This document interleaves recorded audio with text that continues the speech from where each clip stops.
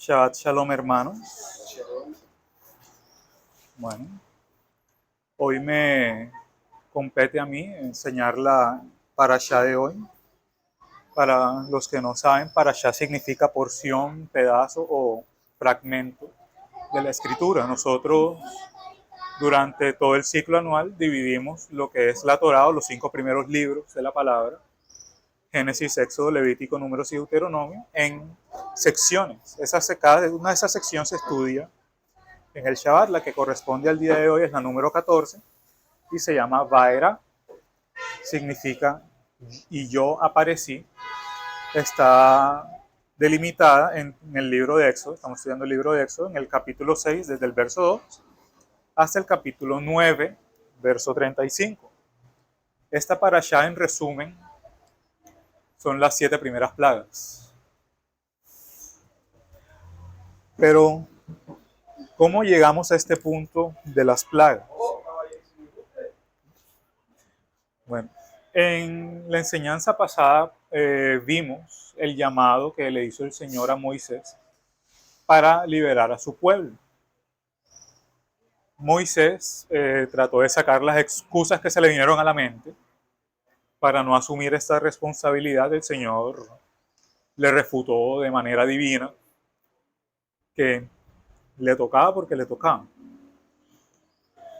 ¿Cómo comienza la parashá? Vamos a ir a Éxodo 6:2. Veamos acá. Permítanme. ¿Mande? Éxodo 6, verso 2. Capítulo 6, verso 2. Bueno, entonces,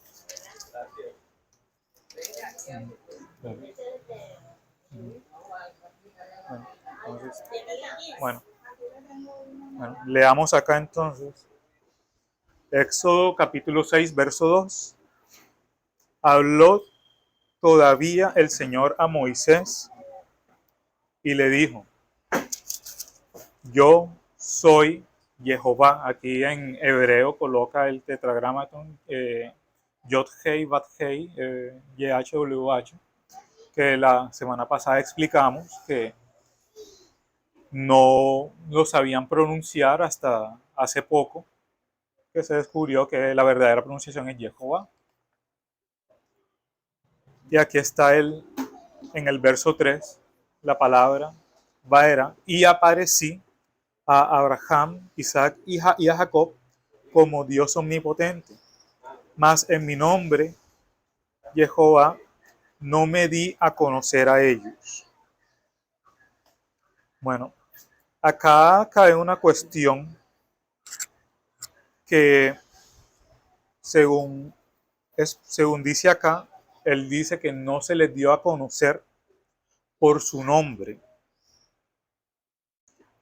pero en sí, si nos vamos acá, vamos a ver en Génesis 12:7. Permítanme acá.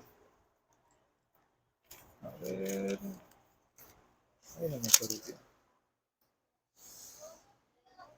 En Génesis capítulo 12,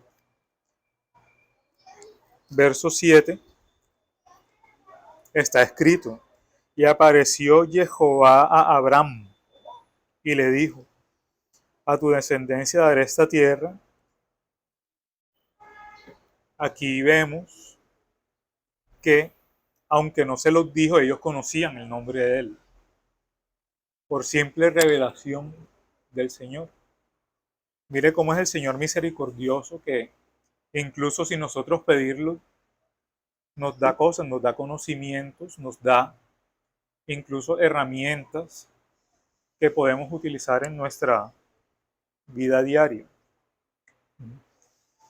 Hace un tanto, creo que yo les comenté que hay cuestiones que la gente actualmente no saben de dónde salieron. ¿A quién se le ocurrió coger harina, molerla, echarle levadura y meterle un horno para sacar pan?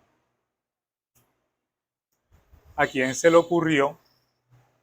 Pues al Señor. ¿A quién se le ocurrió que el hierro se calienta a cierta temperatura, se le da martillo y se le da forma? El Señor nos dio ciertos conocimientos básicos en el principio, cosas que son necesarias para que el humano, después de la caída, pudiera sobrevivir.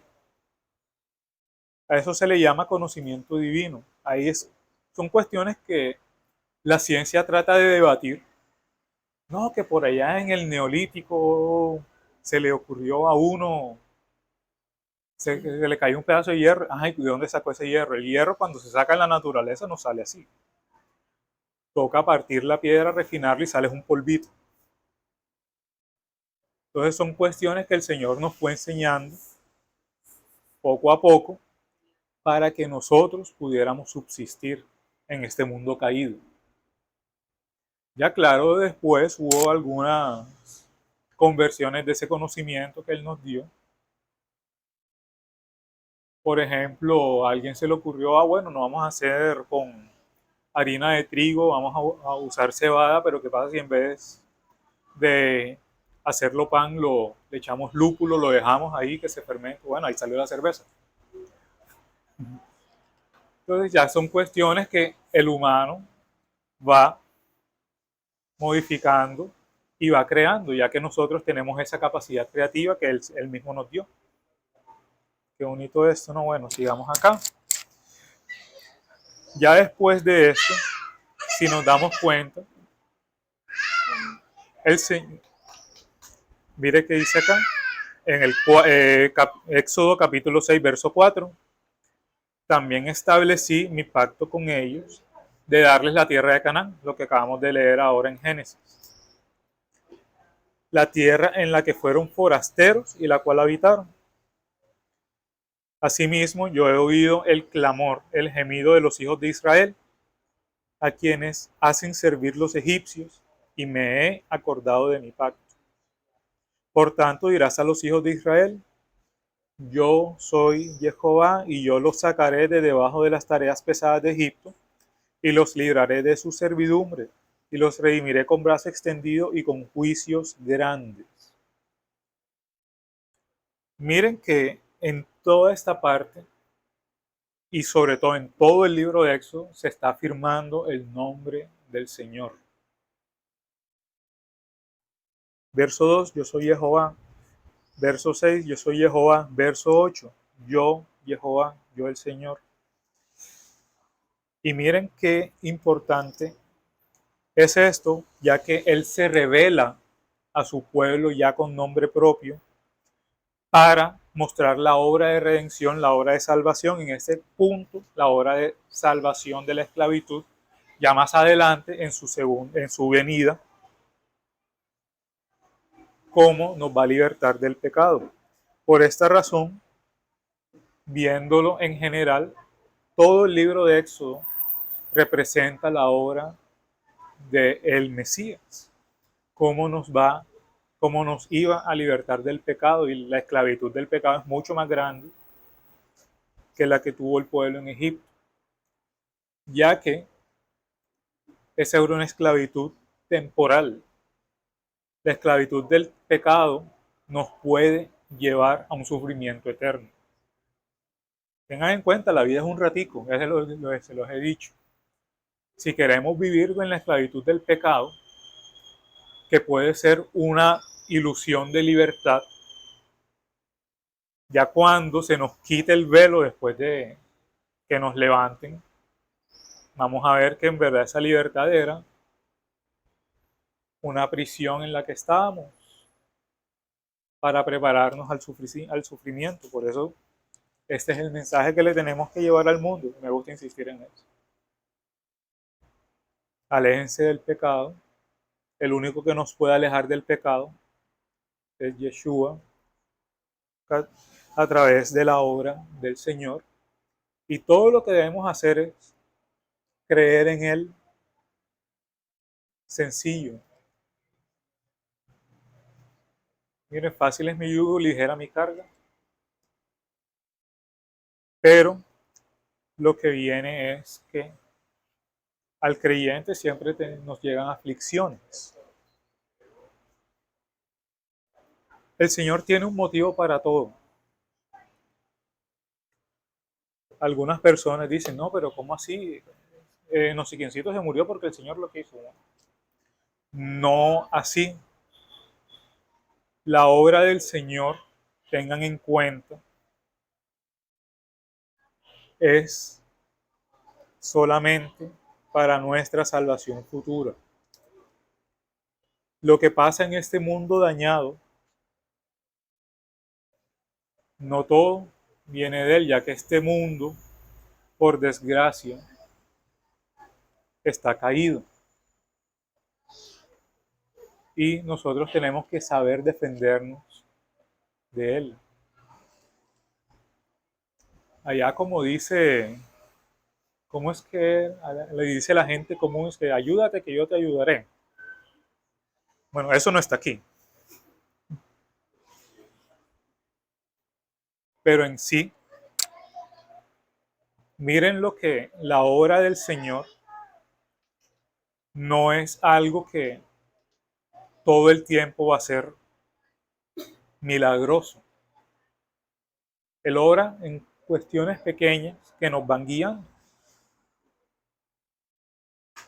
No pensemos que, como el caso típico de la parábola moderna, de la persona que estaba en su cabaña, vivía alejada, y vio en una noticia en la televisión, mañana va a llover, es posible que hayan deslizamientos de tierra, por favor aléjense de esa zona. Esa persona, ay no, yo confío en Dios, Él me va a salvar del deslizamiento. Al siguiente día que pasó, llovió. Llegó un conocido de él en carro. Hey, mira, está lloviendo, va a comenzar el deslizamiento, ven, yo te llevo. No, yo me quedo aquí en mi casa, el Señor me va a salvar. Bueno, el del carro se fue, comenzó el deslizamiento. Al tipo le tocó fue montarse en el techo. Llegó un helicóptero. Hey, mira que está el deslizamiento. Ven, vamos a llevar. No, el Señor me va a salvar. ¿Qué pasó? Se lo llevó la tierra, hermano. El tipo se muere, llega al cielo, llega rabioso y llega donde el Señor. Señor, Señor, ¿por qué no me salvaste del deslizamiento? Y Dios le responde, oye, te mandé una noticia, te mandé a tu amigo en un carro, hey, te mandé un helicóptero y no te quisiste. Ya, o sea, Él nos da cosas pequeñas para que nosotros sigamos nuestro camino a la salvación. Y es una cuestión que no por nuestra terquedad, por nuestra naturaleza caída, nos cuesta. Tenemos que doblar cerviz, dejar de ser tan tercos y confiar plenamente en su voluntad. Bueno, sigamos acá. Ya después de esto, Moisés sigue excusándose. Ya el Señor le dijo, ve a donde Faraón y háblale que deje ir a mi pueblo. Y acá vuelve a decir Moisés, no, no puedo ir porque soy, de hecho la palabra que usan acá literalmente, soy incircunciso de lengua. Entonces acá, si nos damos cuenta, lo que lo dije la vez pasada, que era probable que Moisés no dominara el hebreo para hablarlos, pero sí aquí diciendo soy incircunciso de lengua y no puedo hablar con el faraón, ya nos da a entender Moisés no hablaba bien. Entonces por eso el Señor le puso a Aarón para que lo ayudara. Y aquí a Moisés le fue suave. Él no quería, pero a la final fue. Tenemos la historia de un profeta que también el Señor le mandó a hacer algo y no quería y no quería y tanto así que se fue en un barco alejándose de lo que tenía que hacer. ¿Qué pasó? El barco casi se hunde cuando él dice, es por mi culpa que este barco casi se hunde. Los marineros llegaron, lo echaron al agua y ahí se salvó el barco. El Señor mandó un gran pez que se tragara a este profeta, lo mantuvo en su barriga 3 días y 3 noches y lo vomitó, dice que lo vomitó en donde tenía que estar. ¿Ustedes creen que el profeta le dieron ganas de volverse? No, mijo, ahí hizo lo que tenía que hacer. Y de hecho, ¿qué pasó? El Señor después le mostró a ese profeta que todo se hace es por su voluntad y uno no tiene por qué quejarse de la voluntad del Señor. Ahí les resumí cortito el libro de Jonás. Y todo eso se lo evitó Moisés. Voy donde el faraón con mi lengua trabada, que hablen por mí. Y así fue donde el faraón con su lengua trabada. El Señor dice, Jehová dice, dejen ir a mi pueblo. Faraón dice no. Bueno, mira lo que se puede hacer. Aarón arroja al suelo su vara, se convierte en serpiente. El faraón, aunque impresionado, dijo, eso lo pueden hacer mis brujos. Y mandó a sus brujos a que tiraran sus varas, pero la serpiente de la vara de Aarón se comió a las 2 serpientes de los brujos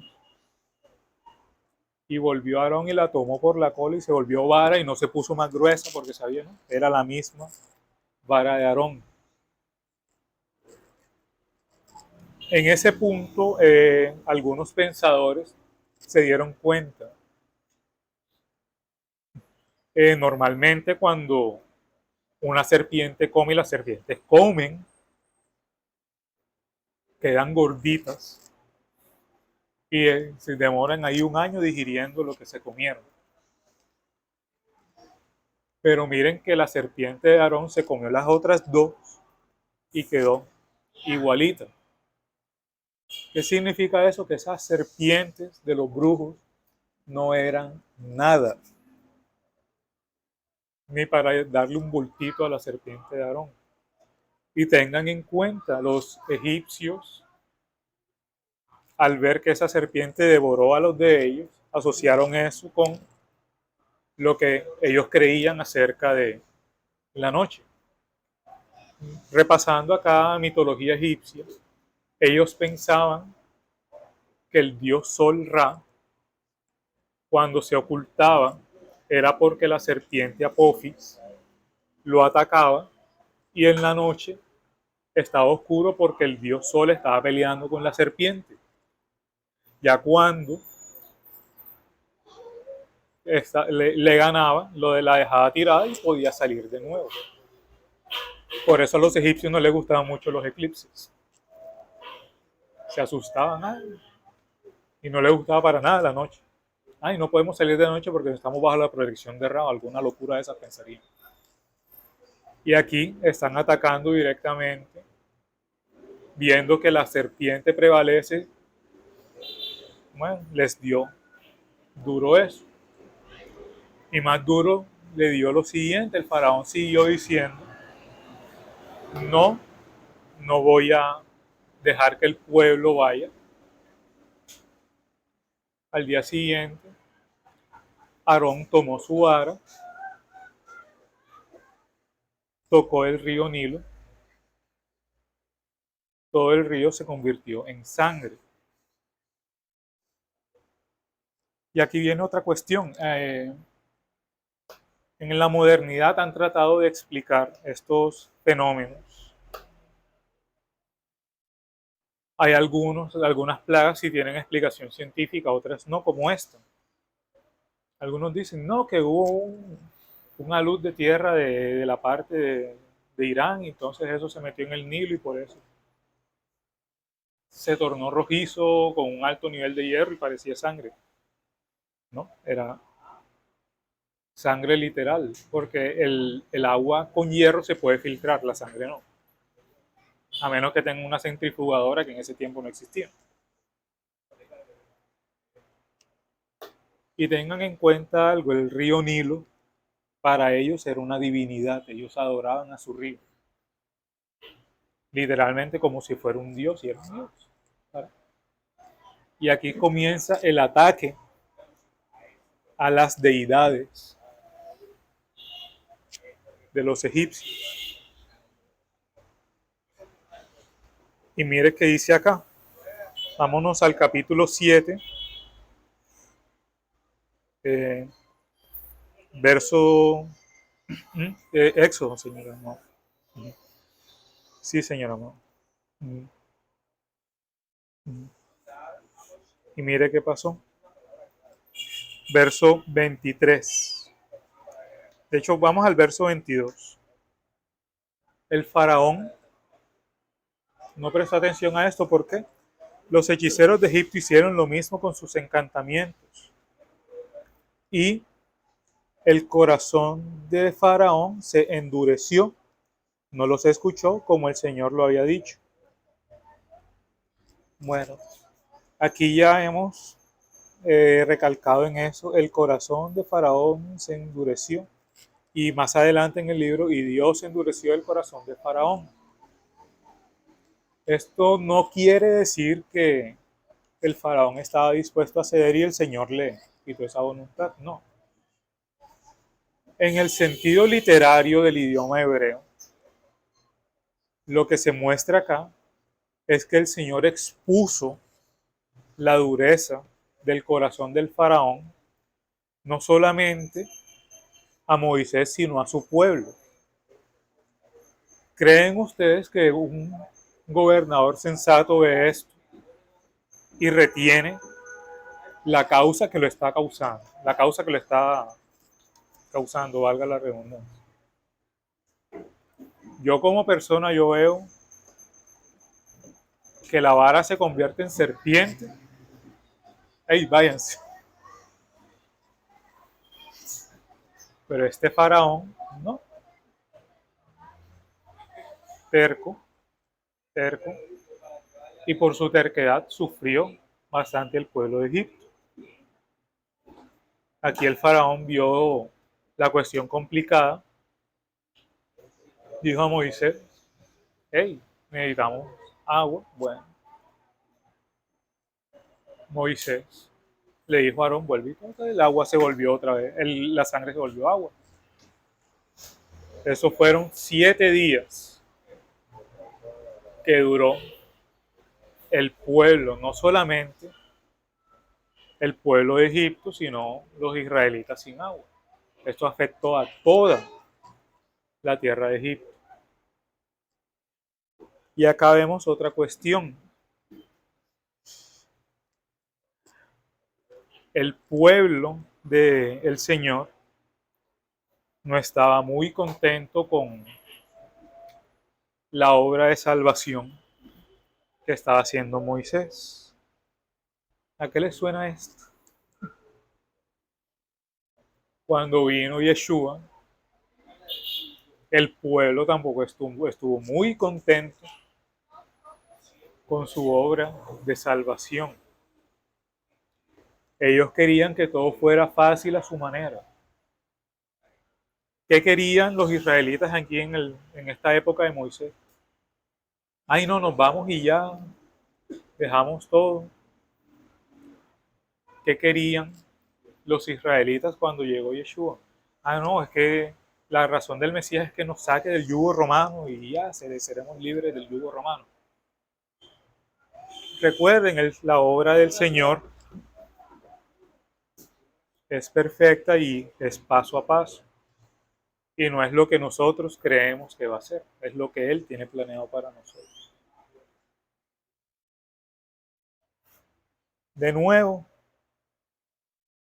deja ir a mi pueblo. No,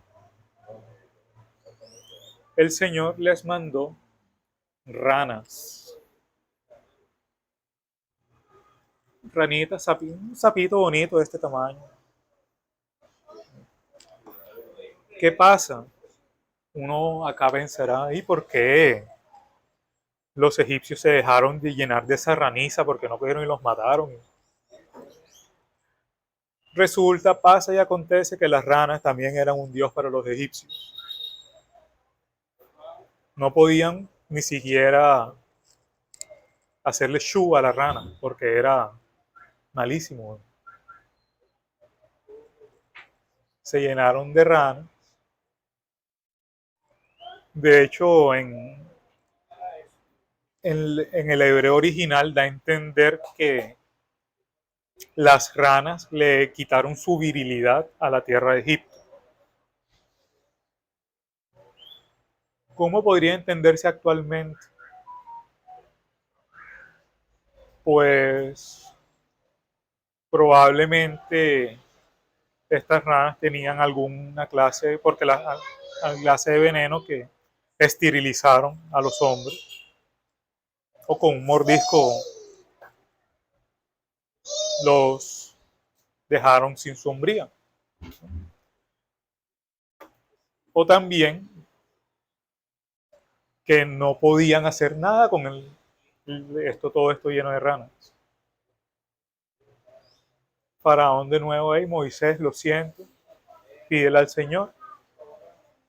Moisés pide al Señor, las ranas no se van, se mueren ahí. Y como no podían tocarlas, les tocó dejar que se pudieran esas ranas ahí. Miren en cómo es en sí esta cuestión de la idolatría, que no podían ni siquiera limpiar el desastre, que por causa de su faraón les tocó sufrir. Aquí, no, aquí vemos que cuando el Señor como tal con, confronta el poder del enemigo, es siempre victorioso. El pueblo de Dios puede sufrir grandes injusticias. Les tocó al pueblo de Dios en ese punto quedarse esclavo. Les tocó quedarse sin agua por 7 días. Les tocó una raniza. Solamente que los hebreos sí podían echar a las ranas y los egipcios no. Pero de todos modos, el Señor prevalece siempre. Tanto la iglesia como sus escogidos prevalecerán, como dice en Apocalipsis. No hay nadie como el Señor. Y eso es lo que al faraón le costaba. ¿Por qué? Porque el faraón se creía un Dios. Y a través de esta guerra espiritual, el verdadero Dios lo iba reprimiendo. Y no solamente a él, sino a todo el pueblo. Faraón, bueno, le pidió a Moisés que se vayan las ranas, se murieron las ranas. Moisés volvió donde Faraón, bueno, ya deja ir a mi pueblo. No, mandó a Aarón a que con su vara golpeara el suelo, se levantó el polvo y ese polvo se volvieron piojitos. No sé si ustedes sepan, pero históricamente los egipcios fueron los que inventaron la cuestión de afeitarse. No solamente se afeitaban el cuerpo, la cara, el cuerpo, sino el cabello también. ¿Por qué? Porque los egipcios le tenían pánico a los piojos. Y decían, si no hay pelo, no hay piojos, entonces se quitaban todo. Cuando este pueblo se llenó de piojos, imaginen todo el mundo, oh, el faraón, no, mis brujos pueden hacer eso, y de hecho hicieron alguna locura ahí, y siguió el faraón con su corazón endurecido. La cuestión era cuando el faraón les decía, hey, a ver, ya volviste el agua a sangre, bueno, vuelve el agua otra vez. No, hey, mira, si hiciste salir ranas, también como hizo el Señor, bueno, saca las ranas de aquí. No, no podemos. Ah, bueno. Hey, deshazte de los piojos. Lo siento. Bailas con los brujos estos. Y de nuevo se fueron los piojos. Moisés, ¿dónde Faraón? Deja ir a mi pueblo, Faraón. No. Y aquí ya el Señor dice, mire lo que dice acá en capítulo 8, verso 21, lo que dijo el Señor a través de Moisés. Porque si no dejas ir a mi pueblo, y aquí yo enviaré sobre ti, sobre tus siervos, sobre todo tu pueblo y todas tus casas, toda clase de moscas. Y las casas de los egipcios se llenarán de toda clase de moscas, y asimismo en la tierra donde ellos estén.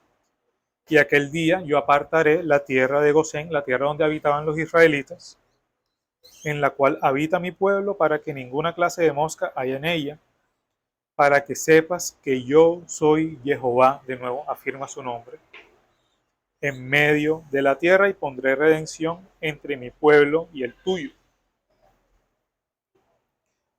Bueno, la palabra que usan acá en hebreo para moscas es la misma que se usa para bestias salvajes. Es decir, que puede que no fueron moscas, ¿sí? Sino que fueron leones, tigres, algún animal así salvaje, patos, que son bastante violentos. Sí, bueno, pero viendo acá, no habla de que los egipcios hayan sido destrozados ni afectados de esa manera. Dice que fueron molestados. Entonces, en el sentido de que dice acá, es que hayan sido moscas. Uh-huh. Y de nuevo, Faraón endureció su corazón y ya comenzó. Y miren que ya esta es la primera plaga en la cual no se afecta el pueblo de Israel. Las tres primeras sí.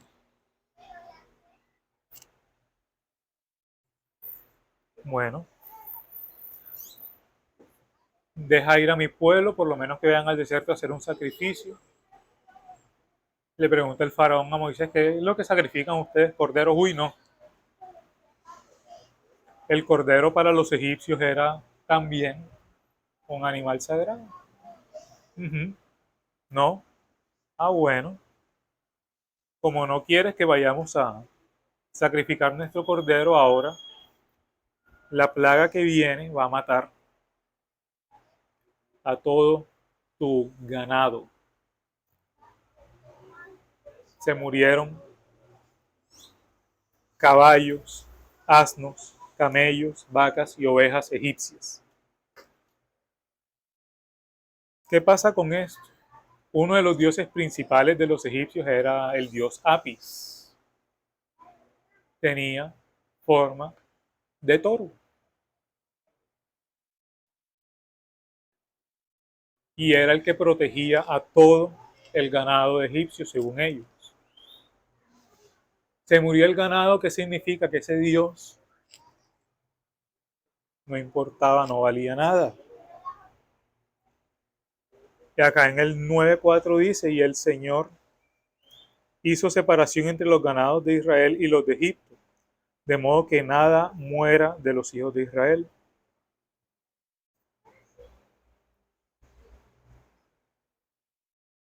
Sigue el endurecimiento del corazón del faraón.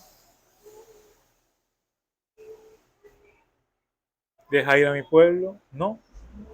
El Señor mandó a Moisés y Aarón a que tomaran ceniza de un horno, la esparcieran delante del faraón.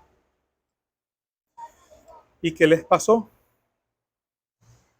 Les salieron, acá en esta versión dice, sarpullido con úlceras.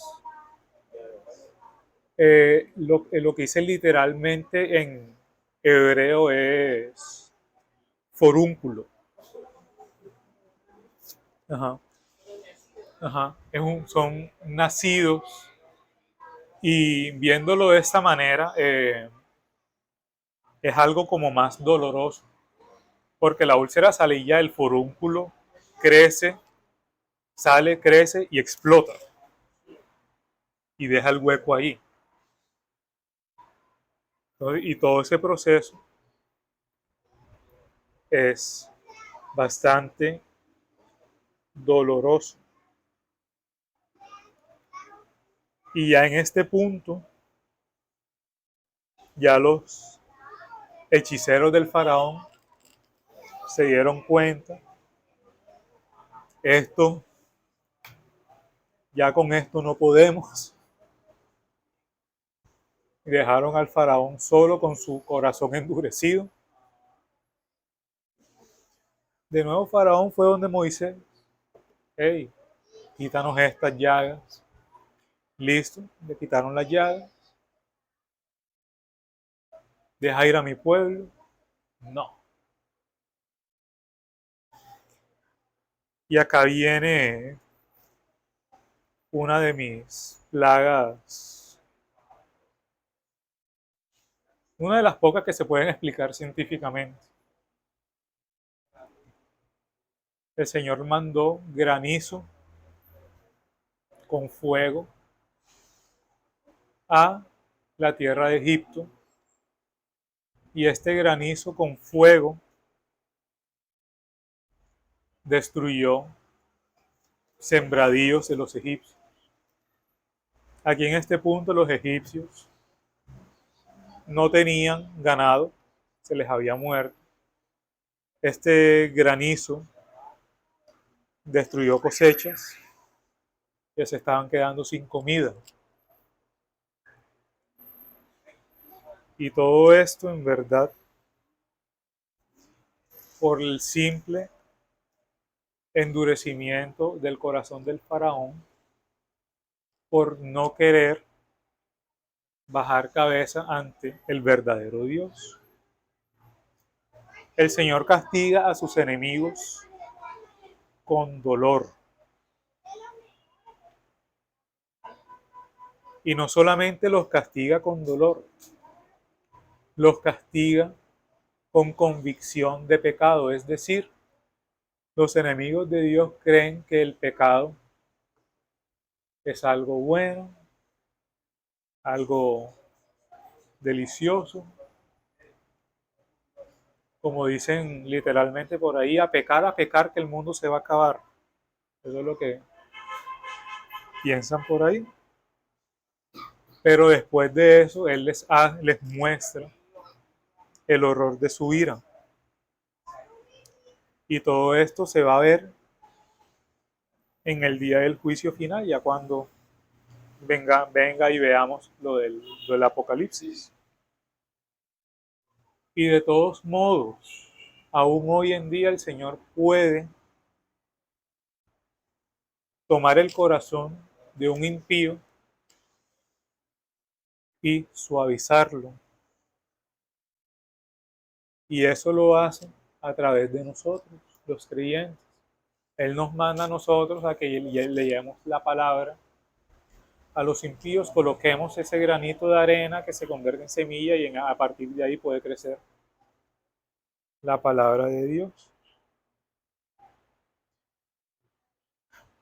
Sin embargo, aunque un impío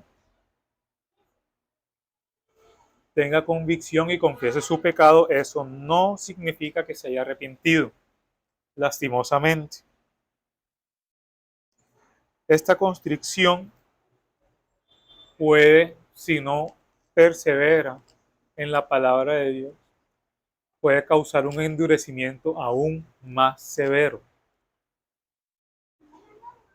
Por eso tenemos que seguir perseverando en el estudio de la palabra, congregándonos y llevándole la buena nueva del Evangelio a todo el mundo. No descansemos en esto.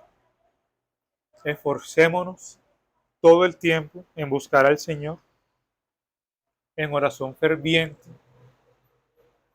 y Él nos ayudará a evitar el pecado. Oremos, hermanos. Gracias, Señor, por colocar frente a nosotros tu palabra, por mostrarnos, Señor, cómo son tus caminos, a dónde nos quieres llevar, Señor, cuál es el destino de la salvación. Ayúdanos, Señor, como creyentes a mostrarle el destino a los que no creen en ti, a salvarlos, Señor, de la esclavitud del pecado, para que ellos tomen su camino, guiados por tu palabra, Señor. Permítenos seguir en este cerco de protección que tú has puesto frente a nosotros, para poder vivir, Señor, de acuerdo a tu voluntad.